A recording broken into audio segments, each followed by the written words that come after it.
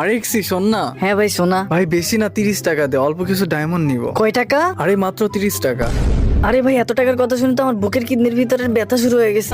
আরে ভাই কেন মজা করতেছিস তুই? আর তোর ডেসাপ এমন হলো কেমনে? ভাই মজা তো তুই আমার মতন গরিবের সাথে করতেছিস। আরে ভাই দে না, 30 টাকাই তো। ভাই আমি আমার স্বপ্নতেও চাইরানা আটানা দেখি, 30 টাকা তো আমি স্বপ্নেও দেখি নাই। আরে ভাই আমারে ক্ষমা করে দে, সরি। কিন্তু আয়াত কেন জয়েন রিকোয়েস্ট দিতেছে? ডাক না ভাই, আমি পরিচিত হই। Hello boys. Hello Ayad, how are you? Hope you are doing well. কি রে হঠাৎ করে তোর ডেসাপ আর কথা বলার স্টাইল কিভাবে চেঞ্জ হলো? আরে কি বলিস, সবসময় তো আমি এইভাবেই কথা বলি। আপনাকে দেখে তো অনেক বড়লোক মনে হইতেছে। বড় লোক? শুধুমাত্র এতটুক বড় লোক?